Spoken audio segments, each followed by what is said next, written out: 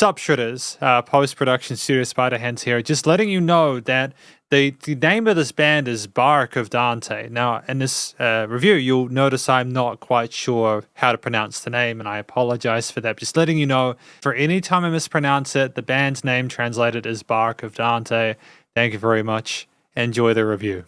Sup Shredders, my name is Logan, aka Spiderhands, and welcome to an SP Patrons video today that I'm making for Paul7931 as part of a custom monthly music review. And if we switch over to here, we have ourselves a track on the screen from an X name, if I'm not mistaken. This is translated as Dante's Boat. This is off of the album Barque of Dante. Barge of Dante, maybe, off of the Columbus album. And the song is titled Spread Your Wings. So we're going to listen through it from start to finish, and we're going to hear what we think. Let's go. What do we have? You can hear the click track at the start of that.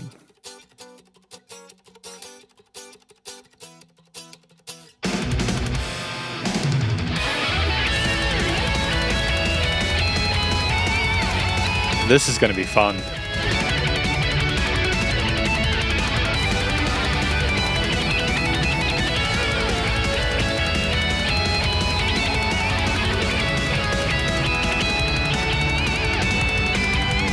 And the brass on the start inside was phenomenal. Do you feel we can war, or I indescribable? Do you feel like a victim of life? Are you the chosen one to turn your fears and down? All of these questions you curl your mind. So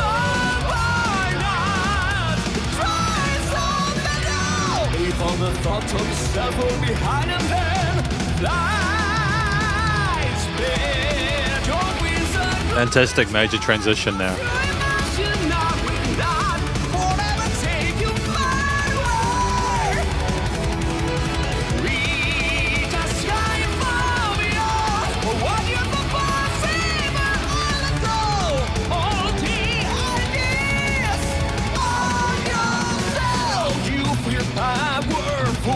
and indestructible. Now you control your eternal mind. You are the chosen one to turn your fears and on. But if you fall in that void again, so why not try something new? Even the thought of yourself will be behind and then fly. I can't get enough of that,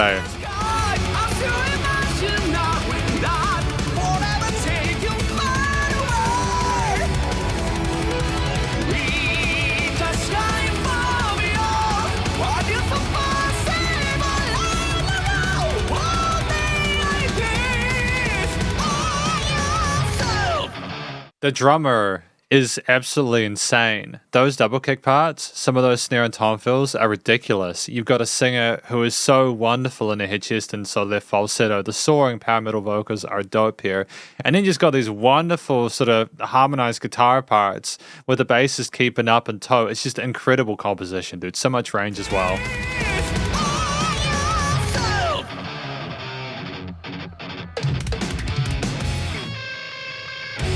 Oh, it's so wonderful, man.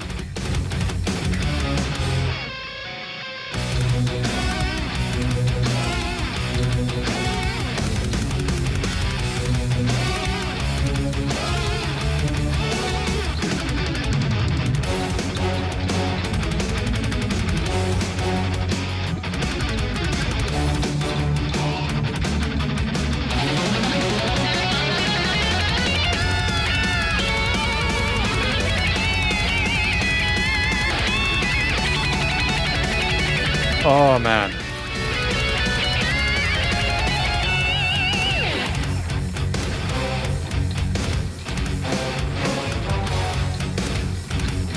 It's just the orchestral elements are the icing on the cake at this point.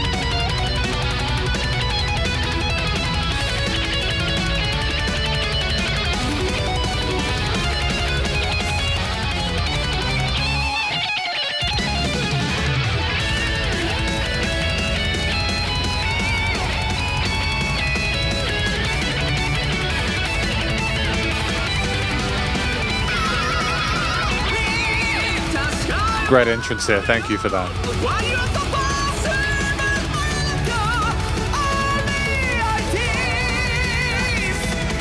Spread your wings and close the sky. And key change.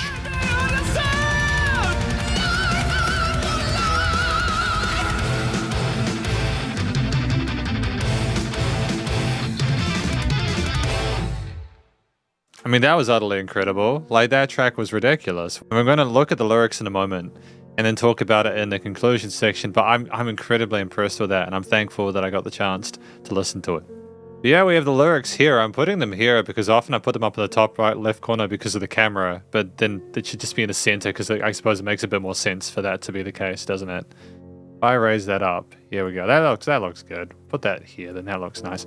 So this is Dante's boat. Again, I think it's Barque or Barge of Dante, I'm not sure, but spread your wings. Do you feel weak and bored or indescribable? Do you feel like a victim of life? I kind of think I know where this song is going without needing to know the rest. Are you the chosen one to turn your fears undone? So all these questions circle your mind, so why not try something new? Leave all the thoughts of yourself behind and then fly. Now you feel... I mean, these are incredible lyrics. I understand the major turn. The verses... I mean, we're going to talk about more in the conclusion, but the verses, I think, are meant to talk about... They're meant to talk about the struggle that you're going through before you go into the zone where you're flying high and spreading your wings, right? But if you fall in the void again, so why not try something new? I get it. And let go of all these ideas of yourself. Reach as high and far beyond of what you thought possible. Spread your wings across the sky as you now feel a power way beyond yourself, light up your life. I think I understand what this track is about. We're going to talk about it more in the conclusion. Because welcome to the analysis and conclusion section of this track from an act named Dante's Boat, if I'm not mistaken. Or Barge of Dante, or Barque of Dante. This track is titled Spread Your Wings. It's off of the Columbus album. Now, what do I think this track is about? I think it's wholeheartedly encouraging people, even if they're in their darkest possible mindset, to try and get away from those thoughts that are weighing them down and sort of crushing them underneath the pressure of, that the song, the singer is trying to encourage the listener to go beyond that, to rise up from that, to leave those kind of fears and worries behind, and to try and go up into the sky and live their best life and try and imagine what it's like to be doing that, to be it's not imagining being positive, but like what you would do if you could just use your imagination and go away from this, like to actually imagine yourself flying through the sky. And I kind of adore that angle there. I think this is one of the most wholesome tracks in this genre I've ever heard in my entire life. And I absolutely adore that it exists. I'm glad that I got the chance to listen to it. So again, thanks to Paul for that. I appreciate it. But it's also the vocals. They're so incredible. The singer's clearly talented and they're skilled and they've got great vocal technique. They're professional vocalists. But it's also just the energy, the effort, the passion that is portrayed and put forward by them that just makes this all the more lovable. It's just you can really appreciate the intent of what they're trying to accomplish here. They're really trying to sell this to you in a way that is caring and endearing. And I don't know what they could have possibly done to have improved this. Technically, it was phenomenal. Lots of interesting note choices as well there. They were the main sort of focal point in a lot of the mix, even with the absolutely ridiculous guitar, bass, drum, and orchestral elements that were peppered throughout. As well as some of the harpsichordal bits there, as it was an incredible instrumental performance as well. But the singer smashed it. Very, very happy with what they did within this piece. It made complete sense to me, and I'm glad again that I had the chance to listen to their story the way they told it. The track itself is 4 minutes 49. That seems quite short for a song like this, and I don't often say that. I'm kind of sad that it's over. Granted, I was kind of wondering where we were going near the end of it, because we had couple of verses, a couple of chorus sections, including one final one at the end. We had like a key change at the halfway point. That was kind of cool. It was the bridge section, interlude section, moving into the several different solo sections. I was wondering where we were going with it. We had some really typically we had minors, a minor key for the verses and a major for the chorus, which made sense. And especially we started with a major point now, a glorious power metal, so dual harmony lead with the guitars of the bass and drums pummeling behind them and other interesting instruments following later on. But it's more like just with that solo section we had a few different ideas there from different guitars and different parts of the stereo field. I think now in retrospect, I think it was meant to sort of, you're meant to be imagining yourself with those guitars flying through the sky. So I kind of appreciate what they were trying to do there now. Just in the moment, I was like, where are we going? But anyways, moving on from that, so as I don't want to ramble, the track was made up of guitar parts, bass, drums, as well as harpsichordal bits there. I'm pretty sure there was some brass or sort of string parts as well there. Maybe some orchestral drums. As well as some chanting from singers in the background, especially in that kind of breakdown section with the dissonant flat seconds on the sides of the stereo field from those guitars there. I think that there was some, maybe those were synths or key parts. I reckon that was the keyboardist. So the keyboardist was using some harpsichordal sounds in like the chorus sections and stuff.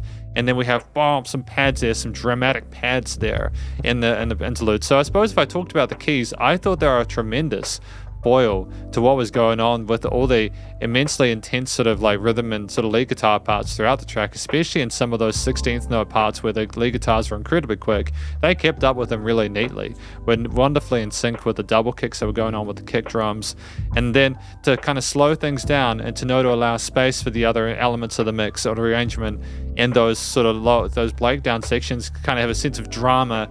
Understanding the harpsichord texture might not have necessarily suited the track at that point was very smart and self-aware, and I appreciate that.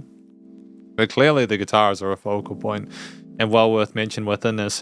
It's anthemic, man. It's glorious. It's like the pop version of metal. And I say that in a sense as it's irresistibly catchy. There's a sense of fervor within it. A wonderful sort of effervescent happiness that comes from the way those guitars intermingle and the leads like two birds flying together through the sky. There's a lot of power behind those power chords there, but not the heavy kind of power that you get with a lot of different types of metal. It's driving you forward. It's powerful, but it's glorious, and it's trying to sort of encourage you to do better and be more and, spread your wings and fly. And I appreciate this kind of music. This is why it's so important for it to exist. It invokes something wonderful. You're not only impressed with the way they play, and it not only sounds great, but the combination of story with those driving rhythm guitarists, with the power chords and everything like that, as well as these incredibly quick sort of luxurious dual leads and the interesting melodies there, moving between majors and minors, going with some neoclassical kind of harmonic and melodic minors, moving towards pentatonics as well, potentially with some almost sort of bluesy phrasings. It's changing key signatures, going between modes throughout. We were absolutely spoiled for lead parts, and we understood to do a specific style of guitar in one part and then another style on the sides of the stereo field for another. We segmented that final solo section in a way which was really satisfying. But it was also the bass parts were tremendous. We were very comfortable keeping time with everything else in the lower section there. We never sort of overstayed the boundaries there. We were supportive. We knew what we needed to do, but nonetheless very important there, as a lot of the stuff otherwise in the arrangement was in the mid to high parts. The drummer was ridiculous. The drummer was all over the kit in a way that made sense, and that's not often something you can say, because often if you go too far over the kit, if there's too much exploration percussively, it is a detriment. It sort of detracts from the listening experience. But the culmination of really quick, it was a fast tempo, 1, 2, 3, 4. Actually, it was just lots of 16ths. That what made it quick. Maybe see lots of 30-second notes, sort of double kicks and everything like that. Incredibly intricate 16, 30-second triplet fills and stuff like that. Wonderful work, the double kicks, sort of cymbal patterns there.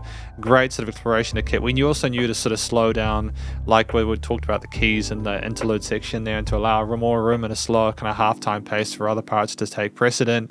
Especially when the vocals weren't there. The singer knew when not to be there and allowed space for everything else. Introduced themselves, came in near the end.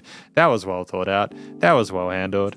And just ultimately you bring all these instruments together with musicians who clearly know how to play their instruments, with a singer who clearly knows how to sing, and they come together to create a song with lots of different angles, almost like you're having a dream about something. You are imagining things.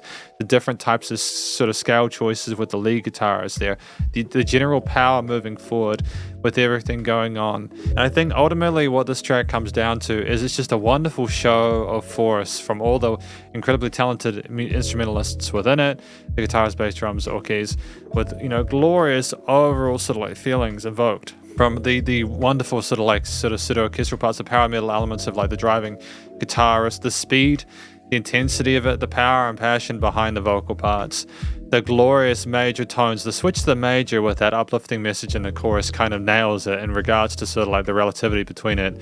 I think ultimately going down for the instrumental section on the interlude, understanding that maybe you still have to go through a bit more darkness before you get to that final sort of like ascension again is smart, because it lets the listener know, hey, we know it's not that easy to just get out of this, the kind of the hole that you're in. We want to show you that even if you can kind of dig your way through that, you can still get to the top. And I think that instrumentally it was great for I think the vocals being absent in that interlude section kind of demonstrates that, you know, without that kind of word of hope, maybe you might struggle, but then you remember the words you've told yourself about flying high and spreading your wings, and then you can kind of go up again. That's the impression I got. So it's equal parts incredible performance and equal parts sort of like the story mattering with the way the chord progressions, melodies, and rhythms were placed there. And ultimately it was very satisfying with lots of instrumental range there. Things were tight, not a note out of place, and it's just the studio recording, mixing and mastering, the production overall. Great quality to the vocal performance. The self-recorded really neatly, great sound to it, not overproduced. The guitars, bass, drums, and sort of string parts, where there was the key parts, should I say, whether it was the harpsichord in the chorus sections or like the brum, brum, those kind of dramatic sort of pad stabs there that we had were dope. Some of them are on the sides there. The panning of it was interesting. You had sort of guitar solos on the side leads, or like you had the main lead in that sort of interlude section and near the end before the final chorus, and the center there to kind of let you know that might have been like the main sort of rise there. The vocals stayed in the center a lot of the time, just the rhythms were double tracked with the bass and drums being sort of like thoroughly kind of concrete in the position of the frequency spectrum as well there. Things were nicely niched in that regard, no weird resonant frequencies. There was dynamic range to this, things were not the same loudness all the time there. There was a lot of dynamic range to this track, like you hear like the click track at the start there as I remember it, with the da-da-da-da-da-da-da, that kind of the guitar strumming there before everything else comes in there. It was great to have that build there, that kind of whoosh, you know. Maybe this is about musicians wondering if they're going to go famous or like make it in the industry, and it's letting you know you just got to be creative and be yourself and kind of try your best. I don't know, but either way, it's just things are leveled well, dynamic range, nice and loud without pumping, so the bus compression was handled. This is effectively an incredibly positive review of this track from an act named Barque of Dante, titled Spread Your Wings, off the Columbus album, and hopefully you enjoyed it. If you did, please do go show them some love via their various social medias and a Spotify page, and stay cool and stay safe, and please remember to support your local musicians and artists at this point in time, as they help more than ever with all the crazy stuff going on in the world, and I will catch you in the next SP Patrons video. Spiderhands out.